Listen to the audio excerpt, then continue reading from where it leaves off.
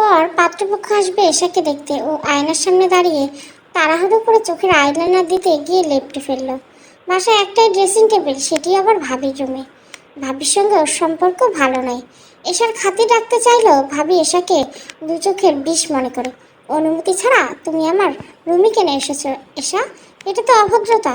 সুবর্ণা রুমে ঢুকে বিরক্ত মেজাজে জিজ্ঞাসা করলো। এশাকে অপ্রস্তুত দেখালো, এজন্যই তাড়াহুড়ো করছিল। দুঃখিত ভাবি। এশা দ্রুত রুম থেকে বেরিয়ে গেল। ও যদি এখন উচিত জবাব দিত তাহলে লঙ্কা কাণ্ড বাঁধবে। ড্রেসিং টেবিলটা তো মিনারা বেগমের এশার জন্যই বানিয়েছিল। সুবর্ণা সেটাকে নিজে রুমে ঢুকিয়েছে। এশা আজ হলদে রঙের একটা শাড়ি পরেছে, কি যে মিষ্টি লাগছে ওকে দেখতে। ওর ফর্সা শরীর খুব ভালো মানিয়েছে। মিনারা বেগম মেয়ের দিকে তাকিয়ে থাকতেন। তার এই দেখতে সুন্দর মেয়েটির জন্ম থেকে দুর্ভাগা। এশার জন্মের 2 দিনের মাথায় ওর বাপটা অকালে মারা গেলেন। এরপর 3 বছরের মেয়েকে নিয়ে মিনারা বেগমের দ্বিতীয় বিয়ে হলো রুহুল আমিনের সঙ্গে। রুহুল আমিন ছিলেন অন্তত চমৎকার মনের মানুষ। এশাকে নিজের মেয়ের মতোই ভালোবাসতেন। রুহুল আমিনের এটি দ্বিতীয় বিয়ে ছিল। তার পক্ষের এক ছেলে ছিল। রুহুল আমিন, মিনারা বেগম, এশা আর নাদিম রুহুল আমিনের আগের পক্ষের ছেলে। 4 সদস্যের হাসি খুশি সংসার। কোনো দুঃখ টানাপোড়েন কিছুই ছিল না। কিন্তু এক রৌদ্রোজ্জ্বল সকালে রুহুল আমিনের মতো অমন ঝলমলে শক্ত সমর্থ মানুষটা হঠাৎ করে মারা গেলেন।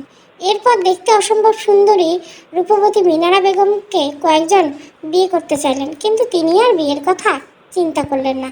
এশা আর নাদিমকে লেখাপড়া শেখালেন। নাদিম এশার চেয়ে বয়সে 7 বছরের বড়। তার লেখাপড়া শেষ, এখন চাকরি পেয়ে বিয়ে করেছে সুবর্ণাকে। প্রেমের বিয়ে। আর এশা পড়েছে অনার্সে, এবার 3য় বর্ষে উঠবে। এশা তো নাদিমের কেউ হয় না, সে কেন এই বাসায় থাকবে? মিনারা বেগমও নাদিমের কেউ না, তাদের নিয়ে সুবর্ণা কেন সংসার করবে? বাড়তি উটকো ঝামেলা মনে হয় সুবর্ণার। কবে এই ফাও যন্ত্রণা থেকে রেহাই পাবে? এশাকে দেখতে কেবল পাত্রপক্ষের মা আসলেন। মিনারা বেগমের ধারণা করেছিল কম হলেও 3-4 জন আসবে। তিনি সামান্য অবাক হলেন। ভদ্রমহিলার গা ভর্তি চকচকে স্বর্ণের গহনা, পরনে দামি জামদানি, চালচলন বেশভূষায় আভিজাত্য নজর পড়ে। তাকে দেখে মিনারা বেগমের মনে হলো সব কিছু জেনে তিনি এশাকে পছন্দ করবেন তো। ইস, যদি করতো!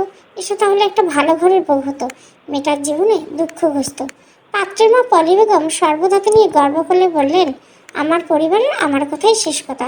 যে কোনো বিষয়ে আমার একার সিদ্ধান্তই যথেষ্ট। এসব ধীর পায়ে হেঁটে এসে পলি বেগমের মুখোমুখি সোফাটায় বসলেন। পলি বেগম প্রথমে জিজ্ঞাসা করলেন, কোন ক্লাসে পড়েছো তুমি? এসা নিচু গলায় উত্তর দিল, এবার অনার্স 3য় বর্ষে। বাহ, অনেক লেখাপড়া করেছো। পলি বেগম এক পিস আপেল কামড়ে বসলেন। পুরোটা একসঙ্গে খেলেন না। এসা খেয়াল করলো ভদ্রমহিলার খাওয়ার কায়দাও আলাদা। তুমি কি বিয়ের পর আরও লেখাপড়া করতে চাও? বিয়ের পরে লেখাপড়া আমার বাড়িতে অ্যালাউ করি না।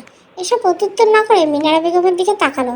আর তো 2টা বছর, এত দেশের লেখাপড়া কেন ছাড়ে? পলি বেগম বাসায় ফিরে জানালেন মেয়ে তার পছন্দ হয়েছে, তবে বিয়ের পর লেখাপড়া আর করতে পারবে না। মিনারা বেগম দুশ্চিন্তায় পড়লেন। মেয়েটা একটা গতি করতে পারলেন তিনি বাঁচে। সুবর্ণারা তো দুর্ভাব হওয়ার পরেও মাটি কামড়ে এই বাসায় পড়ে আছে, কোথাও যাওয়ার নেই বলে। তবে বেশি দিনের থাকা সম্ভব হবে না বোধহয়। এর আগে যদি এসেটার বিয়ে দিতে পারত। সুবর্ণা দিন দিন মাত্রা ছাড়িয়ে যাচ্ছে। নাদিমও কোনো প্রতিবাদ করছে না। নাদিমের সাথে তাদের কোনো রক্তের সম্পর্ক নেই। সুবর্ণার সংসারে তারা বাড়তি ঝামেলা, এ কথা তো মিথ্যে নয়। মিনারা বেগম এশাকে জিজ্ঞাসা করে, কি বলবো ওনাদের? এসা ছোট্ট একটা নিঃশ্বাস ফেলে বলল, এত কষ্ট করে লেখাপড়া করে এই পর্যায়ে ছেড়ে দেব? লেখাপড়া করলে কি তুই চাকরি পেয়ে যাবি? চাকরি পাওয়া তো এত সহজ না। এসব কিছু বলল না। মিনারা বেগম বললেন, কত ভালো সম্বন্ধ, ওনারা ধনী পরিবার, নিজেদের বিরাট ব্যবসা আছে, ছেলেও শিক্ষিত, বিয়েতে আমাদের থেকে কিছু নিবে না। এর চেয়ে ভালো সম্বন্ধ তোর জন্য আর পাবো? আমাদের তো কিছুই নেই, কয়েকদিন পর বোধহয় মাথা গোজার জায়গাও থাকবে না। মিনারা বেগমের চোখে জল ছলছল করছে। তিনি একটু পর বোধহয় কেঁদে ফেলবেন। এসে তার হাত ধরে সান্ত্বনা দিয়ে বললেন, মন খারাপ করো না, আমি একটা ছোটোখাটো চাকরি খুঁজছি, তাও মেলাতে পারছি না। সুবর্ণা আজ সকালে কি কাণ্ড করেছে জানিস? ওরা 2-4 জনে 4-5টা পরোটা খেয়ে ফ্রিজে লক করে বাইরে চলে গেছে। রান্নাঘরে দিয়ে দেখি সেখানে সব কিছু আটকানো, ময়দাটা পর্যন্ত। সকাল থেকে শুধু পানি খেয়েছি। এসে আর ভ্যানিটি ব্যাগ থেকে একটা পাউরুটি প্যাকেট বের করলো, অর্ধেকটা খাওয়া। এটা খেয়ে নাও, ভাবি এখনো আসেনি। না আসেনি, কোথায় গিয়েছে তা তো বলে যায়নি। এসে অনেকক্ষণ বিমর্ষ মুখে বসে রইল। আচ্ছা, আমি যদি লেখাপড়া ছেড়ে বিয়েটা করিনি, তাতে কি তোমার দুঃখ ঘুচবে? মেজো ভাইজান বলেছে তোকে বিয়ে দিয়ে তার বাসায় চলে দিছে, দুঃখ তো কোনো কালেই ঘুচবে না রে মা। এসব বিয়েতে রাজি হলো, পলি বেগম জানতে রাজি হবে। মেয়েটার নেই কোনো ফ্যামিলি ব্যাকগ্রাউন্ড, সৎ বাপের আগের পক্ষে ছেলে সংসারে কোনো রকম খেয়ে পড়ে আছে। এত ভালো প্রস্তাব পেয়ে তারা পায়ে ঠেলবে কেমনি? পলি বেগম ছেলের বউ হিসেবে ছোট্ট ঘরের সুন্দরী মেয়ে পছন্দ করেন। মাথা নিচু করে চলে তার সামনে। তার বড় দুই ছেলের বউ ছোট ঘরের, এত বছর তার মুখের উপর একটা কথা বলার দুঃসাহস করেনি। বিয়েতে ছেলের শ্বশুরবাড়ি থেকে এক পয়সা সুতাও নেন না পলি বেগম। এই সংসারের সমস্ত কিছু তার নিজের থাকবে। ছেলের শ্বশুরবাড়ি থেকে এটা সেটা এনে বউয়ের দাপট বাড়ানোর মতো বোকা সে নয়। এসব ক্লান্ত চেহারায় টিউশন থেকে ফিরছে, হাত ব্যাগটা বিছানার উপর রেখে বারান্দায় গিয়ে বসে রইল। এসা, কই তুই? মিনারা বেগমের গলা পাওয়া যাচ্ছে। এসা উত্তর দিল না। এই মুহূর্তে ওর গলা ছেড়ে কাঁদতে ইচ্ছা করছে। এখানে বসে আছিস তুই? ওই ছেলেটা নাকি তোর সাথে একটু দেখা করবে। এসার মিনারা বেগমের তাকে জিজ্ঞাসা করলো, কোন ছেলে? যার সাথে তো বিয়ের কথা চলছে। কি যেন নাম বললো ছেলেটার, ভুলে গেলাম।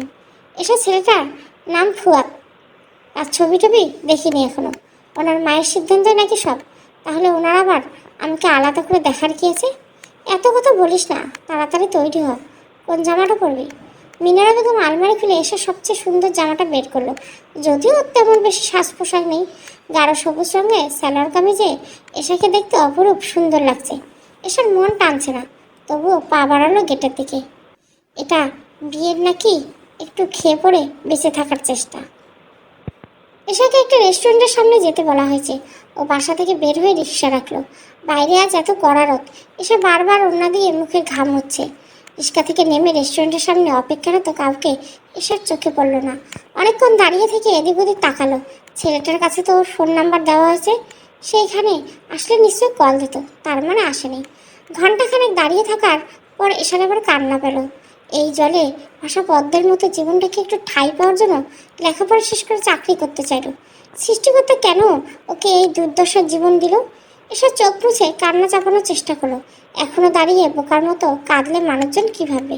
আপনি এসা? এসা ঘাড় ঘুরিয়ে তাকায়। অসম্ভব সুদর্শন দেখতে একজন যুবক দাঁড়িয়ে আছে। ইনি ফুয়াদ। মাথার চুল কম, ভুঁড়ি মোটা। কাউকে ধারণা করেছিল এসা, কিন্তু এর তো মাথা ভর্তি চুল, লম্বা চওড়া সুঠাম দেহের পুরুষ। এসে মৃদুকণ্ঠে বলল, জি আমি এসা।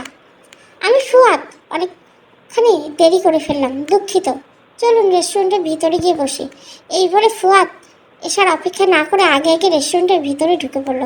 এসার নজর গেল ফুয়াদের পোশাকের দিকে। সে একটি জার্সি, ট্রাউজার এবং সাধারণ জুতো পরে এসেছে। তাকে দেখে মনে হচ্ছে সে বাসার সামনে চায়ের দোকানে এক কাপ চা খেতে বেরিয়েছে। এসার সঙ্গে দেখা করা কি এতখানি গুরুত্বহীন ব্যাপার? আপনি কি খাবেন অর্ডার করুন, খাবার আস্তে আস্তে আমরা আলাপ করি। ফুয়াদ এসার দিকে মেনুর কার্ডটা ঠেলে দিল। আমি কিছু খাবো না, অন্তত এক কাপ কফি নিন। দেরি করছি বলে রাগ করলেন? রেগে মেগে কান্না করছেন? ফুয়াদ একটু হাসলো। তার সুশ্রী মুখমণ্ডল বুদ্ধিদীপ্ত হাসি, উজ্জ্বল দৃষ্টি এসার নজর এড়ায় না। নিশ্চয়ই ওর লালচে চেহারা দেখে একথা বলেছে। ফুয়াদ কফি অর্ডার দিয়ে এসাকে প্রশ্ন করল, আপনি কি খুব বিপদে আছেন? এসার এই কথার অর্থ বুঝতে না পেরে বোকার মতো তাকিয়ে আছে। পড়াশোনা সে বিয়ে করছেন কেন? এসা অপ্রস্তুত মনে হলো। বিয়ের পর আপনার পরিবারে পড়াশোনা অ্যালাউ করবে না, সেটি আমি জানি, কিন্তু এ ধরনের পরিবারে আপনাকে বিয়ে করতে কেন হবে? এসব কোনো উত্তর দিল না। ফুয়াদকে ওর ব্যাপারে জানে না, এসব প্রশ্ন কেন করছে ওকে। তবে এইটুকু আলাপের মাঝে এসব বুঝলো ফুয়াদকে কোনো সহজ মানুষ নয়, যাকে চট করে বুঝে ফেলা যাবে। কফি এসেছে। ফুয়াদ কফিতে চুমুক দিতে দিতে বলল, আপনার বোধহয় কঠিন প্রশ্ন করে ফেললাম। আচ্ছা, অন্য কথা বলি।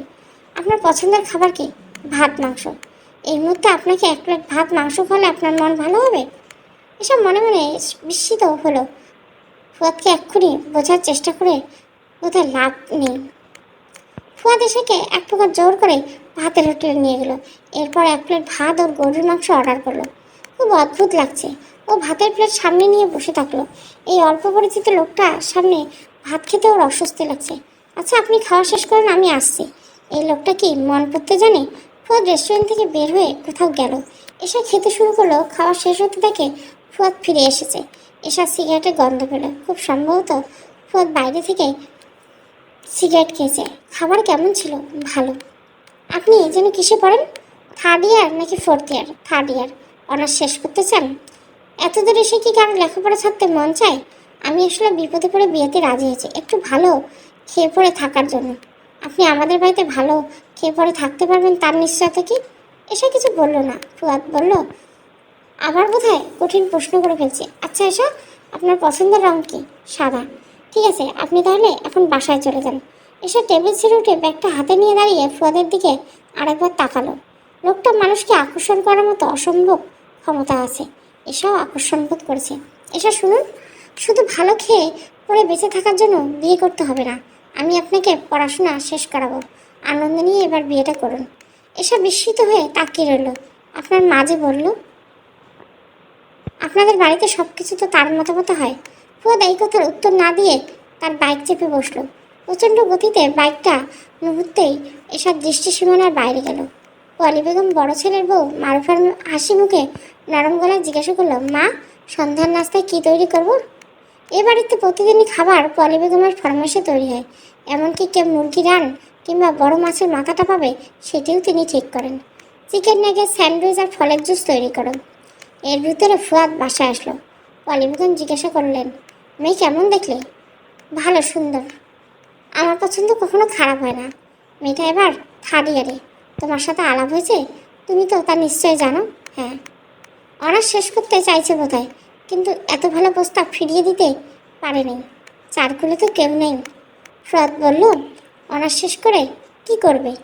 এবারে বউরা তো আর চাকরি করে না। সংসার করতে এত লেখাপড়া করার দরকার নেই। সেটাই তো। আচ্ছা আমি উঠি তাহলে, রুমে যাব, ক্লান্ত লাগছে, বিশ্রাম নেব। যাও। ফুয়াদ রুমে ঢুকেই দরজা বন্ধ করে দিল। এরপর ব্যালকনিতে আরাম কেদারায় বসে সিগারেট ধরালো। রুমের বাইরে সিগারেটের গন্ধ গেলে আবার ঝামেলা। পলি বেগম একটি হিসেবের ডায়েরি নিয়ে বসলো। বিয়ের কোথায় কত খরচ হবে তা হিসাব করছে। গহনা দিবেন 10 ভরি। বড় দুই ছেলের বউকে 10 ভরি দিয়েছে। তবে সেই সব গহনা তার আয়ত্তে আছে। দিয়েছে মানে এই নয় যে গহনা একদম বউদের হয়ে গেছে। বাপের বাড়িতেও ভারী কোনো গহনা পরে যেতে দেন না বউদের। বিয়েতে তেমন কাউকে বলবেন না। একদম ছোট ঘরোয়া আয়োজন বিয়ে হবে। শুধু শুধু টাকা পয়সা খরচ করে আত্মীয় স্বজনদের খাইয়ে কোনো লাভ নেই। গেস্টদের খরচ ঠিক যায়, কিন্তু তাদের কাছ থেকে কোনো সুনাম পাওয়া যায় না। কেউ বলবে মাংস কম পেয়েছে, কেউ আবার রোস্টের লেগ পিস পায়নি বলে গোসা করবে। এত ঝামেলার মধ্যে সে নেই। এই ছোট লোকগুলোকে খাইয়ে কোনো নাম নেই। পলি বেগম মাঝরাত পর্যন্ত বসে বসে ঠান্ডা মাথায় সব হিসেব কষলো। খরচা শুধু গহনা কিনতেই যাবে, সেটা গেলেই ভালো। স্বর্ণের দাম দিন দিন বাড়ছে। বউকে সাজ পোশাক অন্যান্য সামগ্রী দিবেন অল্প টাকার মধ্যে। সুবর্ণার হিংসে হচ্ছে। এসার এত ভালো বিয়ে হবে, ওর চেয়ে ভালো শাড়ি গহনা পরবে এসা। শুনেছে ছেলেটা নাকি নায়কের মতো। সুবর্ণা হিংসে জ্বলে পড়ে ছাই হয়ে যাচ্ছে।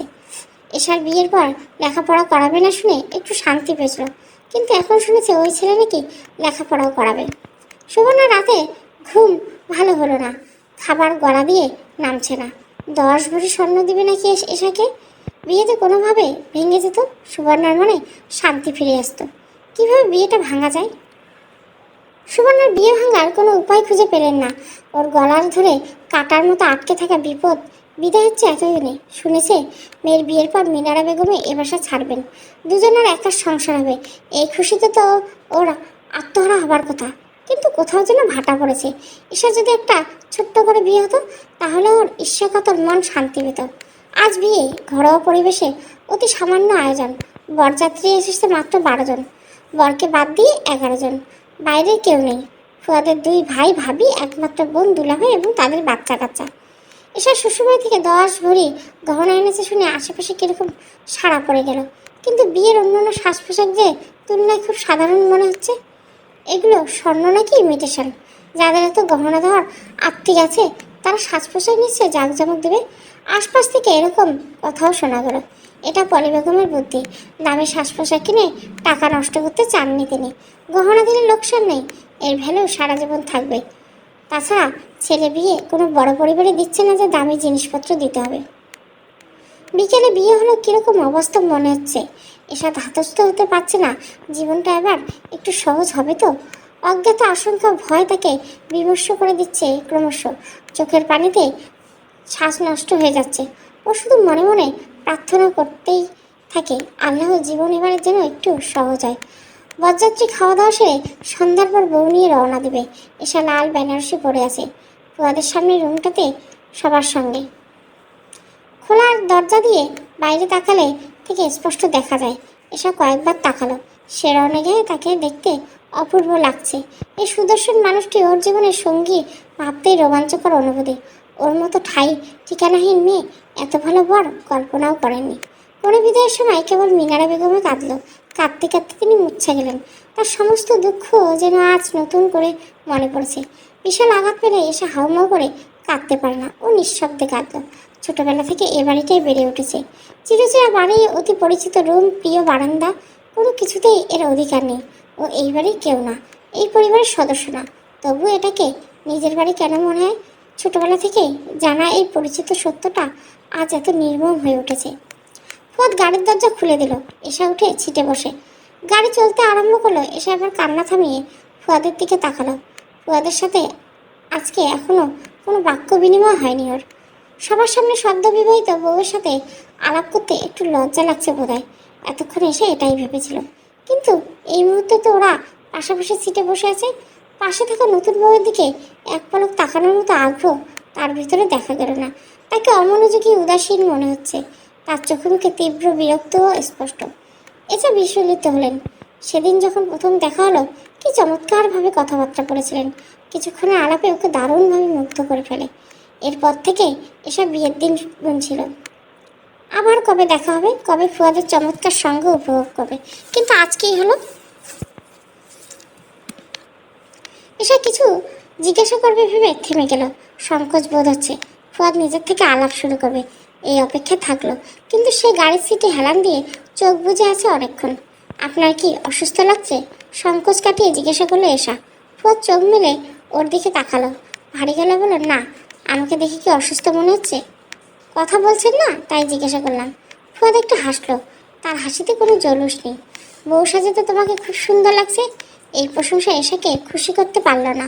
ওর মুখ স্নান হয়ে গেল ফুয়াদের গা ছাড়া আচরণে। সে এত নিলুপ্ত আচরণ কেন করছে? মনে হচ্ছে এই বিয়েতে এসবের কোনো গুরুত্ব নেই তার কাছে। এসব দুশ্চিন্তা হয়। ও তো চারকুলে কেউ নেই। এই মানুষটাকে ওকে ভালো না লাগলে ও কোথায় যাওয়ার জায়গা থাকবে না। বিশাল আলিশান বাড়ির চাকচিক্য ও অভিজাত্যময় এক রুমে বিষণ্ণ মুখে বসে আছে এসা। অচেনা জায়গা, চারপাশে স্বল্প পরিচিত কিছু মুখ, তাদের নানান গল্প গুজব। এসার সেদিকে কোনো মনোযোগ নেই। ওর মাথায় কেবল ফুয়াদের ব্যাপারটা ঘুরছে। ফুয়াদের বড় ভাবি মারুফা বলল, রাত তো অনেক হয়েছে, এবার ওদের রুমে দিয়ে আসা উচিত। এসাকে নিয়ে সবাই মিলে ফুয়াদের রুমে নিয়ে আসলো। ফুয়াদ এই মুহূর্তে রুমে নেই। সে একটু পরে হাসবে। পলি বেগম মারুফাকে ডেকে নিয়ে বলল, এসার গায়ের গহনাগুলো সব খুলে আমার রুমে নিয়ে আসো। এত দামের গহনা কোথায় কি রাখবে? মারুফা তার শাশুড়ির প্রতিটি আদেশ অক্ষরে অক্ষরে মানে। সে গিয়ে এসার গায়ের গহনা খুলতে লাগলো। এসব মনে মনে আশ্চর্য হলো।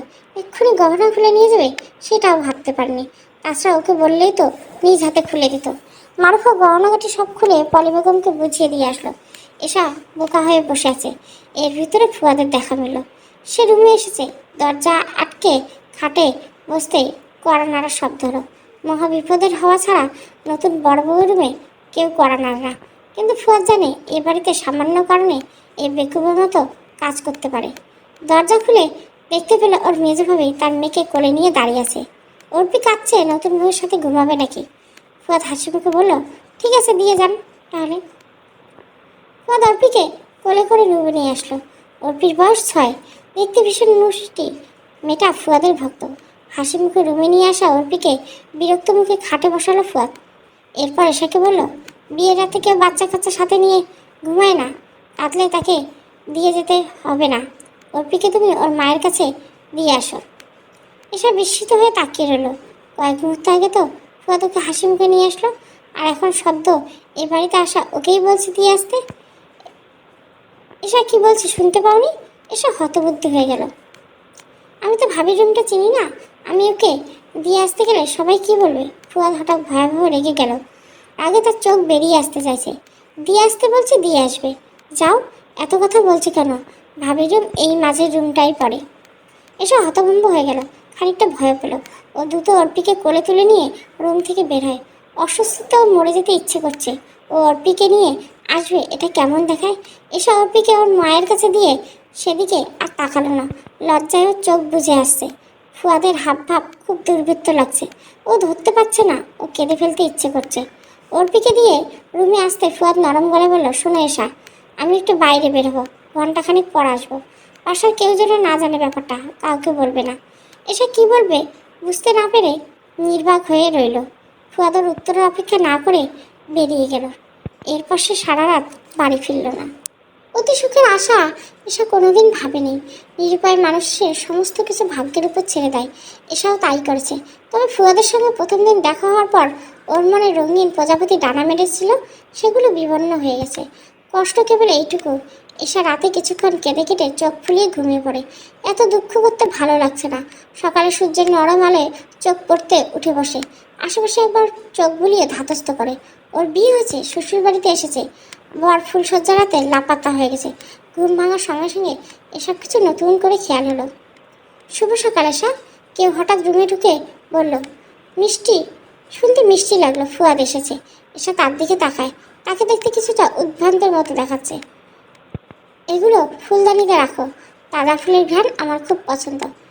ফুয়াদ এসার হাতে অনেকগুলো তাজা ফুল ধরিয়ে দিল। সেগুলো বাইরে থেকে নিয়ে এসেছে। এসে কোনো প্রশ্ন না করে স্বাভাবিকভাবে সেগুলো ফুলদানিতে রাখতে লাগলো। আমি তোমাকে অনেকগুলো ফুল গাছের টব এনে দেবো, ব্যালকনিতে লাগাবে, বাতাসের সঙ্গে রুমে ঘ্রাণ আসবে। এসব মাথা নাড়িয়ে হ্যাঁ বলে। এই মুহূর্তে ফুয়াদের কথাবার্তা মনে হচ্ছে ওদের দীর্ঘদিনের সংসারে নিত্য নৈমিত্তিক আলাপ চলছে। এসব চূড়ান্ত বিস্মিত হলো, প্রকাশ করে না।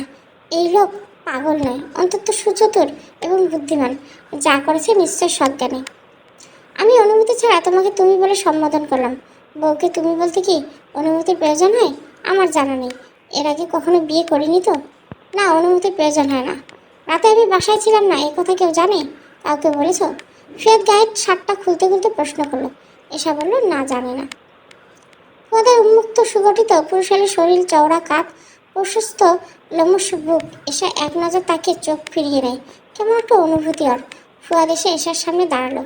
যন্ত্রণায় কপাল কুচকে বলল, আমার প্রচণ্ড মাথা ধরে আছে, চুলগুলো একটু টেনে দাও তো। ফুয়াদের নিঃসঙ্গ চাওয়া সদ্য বিবাহিত বউকে রেখে সারা রাত বাইরে থাকা যেন সাধারণ ব্যাপার। এসব ফুয়াদের মাথার চুল টেনে দিতে গিয়ে স্বল্প পরিচিত এক পুরুষের বেশ কাছাকাছি আবিষ্কার করলো নিজেকে। তার গায়ের ঘ্রাণ নাকে আসছে। এসার মনে সেই বিবর্ণ হওয়া প্রজাপতিটা আবার রঙিন হতে চাইছে। ওর হৃদস্পন্দন কিছুটা বাড়ে। বুকের কাজটা ভীষণ সুন্দর এক অনুভূতি হয়। এই সুন্দর অনুভূতির সাথে পাল্লা দিয়ে দুশ্চিন্তা বাড়ে। কাল সারাদিন ফুয়াদ কোনো একটি কথাও বলেনি ওর সাথে। সারা রাত কেন ফিরল না? এই জঘন্য নাটকীয় আচরণের প্রতিবাদ করার সাহস হয় না এসার। হয়তো নিজের পায়ে নিজের মাটি শক্ত নয় বলে। আপনি কাল সারা রাত ফিরলেন না কেন? কোথায় ছিলেন? এসে আস্তে করে জিজ্ঞাসা করলো ফুয়াদ। বলল, এমনি ভালো লাগছিল না। ও আর কিছু জিজ্ঞাসা না করে ছোট্ট একটা নিঃশ্বাস পেল।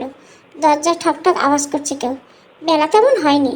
ফুয়াদ তীব্র বিরক্তির চোখ মুখ গুছিয়ে বলল, এই ধরনের অসভ্য কাজকর্ম এই বাড়িতেই সম্ভব। বাড়ি নয়, যেন একটা নরক। এসা দরজা খুলল। মারুফাকে ডাকতে এসেছে। এসা তার পিছনে গেল। পলি বেগম আয়েশ করে বসে চায়ের কাপে চুমুক দিচ্ছেন। এসাকে দেখে বসতে আদেশ করলো। এই বাড়িতে এত বেলা করে ঘুমানোর নিয়ম নেই। সকালে উঠে নামাজ কালাম আদায় করে রান্নার কাজে হাত লাগাবা। রান্নার জন্য আমাদের বাড়িতে কাজের মানুষ রাখি না। কাজের মানুষের হাতে রান্না খেতে অপছন্দ করি। এসব মাথা নাড়িয়ে হ্যাঁ বলে। নতুন এসেছ, বাড়ির সকল নিয়মকানুন মারুফা আর শম্পার কাছ থেকে জেনে নিবা। নিয়মের বাইরে কিছু আমি বরদাস্ত করি না। এসে আবার মাথা নাড়ালো। পলি বেগম চায়ের কাপে কয়েকটা চুমুক দিয়ে আবার শক্ত মুখে বলল, কালকে রাতে তুমি অর্পিকে ওর মায়ের কাছে দিয়ে গেছো, ব্যাপারটা আমি মোটেও পছন্দ করিনি। এ বাড়িতে কীভাবে চলতে হয় চোখ কান খোলা রেখে দেখে রেখে শেখার চেষ্টা করো। এসে কোনো প্রত্যুত্তর না করে মাথা নড়িয়ে রাখলো। পলি বেগম বলল, যাও নাস্তা তৈরি করো ওদের সাথে। জি আচ্ছা। এসে ওখান থেকে উঠে এসে জোরে একটা নিঃশ্বাস ফেলে পলি বেগমকে ওর বাঘ ভাল্লুক কিসমের মতো মনে হয়, যে কোনো মুহূর্তে থাবা মারতে পারে। ফুয়াদের মেজভাবে শম্পা এসাকে রান্নাঘরের সমস্ত কিছু দেখিয়ে দিতে লাগলো। নাস্তায় কী কী পদ তৈরি করতে হবে তাও বলে দিল। মারুফা ওকে জিজ্ঞাসা করলো, পারবে তো সব ভালোভাবে করতে? হ্যাঁ পারবো। ঠিক আছে, করো দেখি তাহলে। এসব ভেবেছিল ওরা তিনজনে মিলে নাস্তা করবে, কিন্তু শম্পা আর মারুফা কোনো কাজে হাত লাগালো না। তারা রান্নাঘরে দাঁড়িয়ে গল্প করছে আর ওকে ফরমাস দিচ্ছে। এসব ব্যাপারটা সহজেই ধরতে পারলো না। এ বাড়িতে শুধু পলি বেগম নয়, তার বড় দুই ছেলের বউও কর্তৃত্ব ফলাপে ওর উপর। রাত হতে চার মাথায় চিন্তা আসে, ফুয়াদ আজও কি বাসার বাইরে থাকবে? কাল সারা রাত কোথায় ছিল সে? অন্য কোনো সম্পর্ক আছে তার? ফুয়াদের রুমে ব্যালকনিতে রোলিংয়ে হেলান দিয়ে দাঁড়িয়ে আছে। তার আঙ্গুলের ফাঁকে সিগারেট, ঠোঁট দিয়ে ধোঁয়া ছাড়ছে। একটা না কয়েকটা সিগারেট শেষ করে রুমে এসে এসেকে বলল, তোমার বিয়ের শাড়িটা ভালো হয়নি, তোমার জন্য সাদা একটা জামদানি এনেছি, আলমারিতে রাখা, ওটা পরো। তোমার তো সাদা রং পছন্দ। বাসি ফুলসজ্জা সেরে ফেলিয়াস। এটা অবিশ্বাস্য দৃষ্টিতে তাকায়। আলমারি খুলে সত্যি একটা জামদানি শাড়ি পেল, সাদা জমিনে সোনালি জরির কাজ, অসম্ভব দেখতে সুন্দর। ফুয়াদ মনে চেয়েছিল বলে আজ জামদানি এনে আহ্লাদ করছে। কাল মন পরিবর্তন হলে আবার নিশ্চয় কথা বলবে না। কোন মানুষটা আসল সে, গতকালের নাকি আজকের? এসে শাড়িটা হাতে উন্মাদনা হয়ে দাঁড়িয়ে থাকে। এসে ভীষণ যত্ন করে শাড়িটা গায়ে জড়ালো। খুশিতে ওর মন পুলকিত হয় চঞ্চল ঝর্ণার মতো। আবার ফুয়াদের মন পরিবর্তন হবে, আবার সে কীরকম আচরণ করবে। এই মুহূর্তে ওসব আর ভাবতে ইচ্ছে করলো না। ও শাড়ি পরে ফুয়াদের সামনে এসে দাঁড়ালো। ফুয়াদ বলল, গহনা পরো। সাদা জামদানির সঙ্গে স্বর্ণের গহনা তোমাকে শরৎ এর শুভ্র মেঘের মতো দেখাবে। গহনা তো মায়ের কাছে। ফুয়াদের মুখে অভিব্যক্তি পরিবর্তন হলো। তোমার গহনা মায়ের কাছে কেন? এ বাড়িতে নিয়ম কানুন কি ফুয়াদ জানে না? গহনাঘাটি সব কিছু পলি বেগমের তত্ত্বাবধানে থাকে। ওকে কেন জিজ্ঞাসা করছো? তুমি কি তোমার গহনা সামনে রাখতে পারো না, নাকি এই রুমে রাখার কোনো জায়গা নেই? মায়ের কাছে কেন দিয়েছো? বড়োভাবে খুলে নিয়ে গেছে। বড়োভাবে খুলে নিয়ে গেছে মানে? তার সাহস হয় কীভাবে তোমার গা থেকে গহনা খুলে দেওয়ার? ফুয়াদ রেগে মেগে আগুন হয়ে আবার বলল, এটা যে অপমান সেটা কি তুমি বুঝতে পারছো না? তোমার কি বোধশক্তি কম, নাকি তুমি বোবা? আমি তাদের কি বলবো? মিনমিনি নিয়ে আচরণ করবে? না, যাও গহনা নিয়ে আসো। আমি এই মুহূর্তে তোমাকে গহনা পরা দেখতে চাই। পলি বেগমের কাছে যাবে ও গহনা চাইতে, জেনে শুনে বাঘের মুখে থাবা পড়বে, এটা ভাবতেই তো ওর হাত পা ঠান্ডা হয়ে যাচ্ছে, গলা শুকিয়ে যাচ্ছে। চলবে এই জ্যোৎস্না ধারা পর্ব 1। ভালো লাগলে অবশ্যই লাইক, শেয়ার এবং সাবস্ক্রাইব করবেন। Thank you for watching.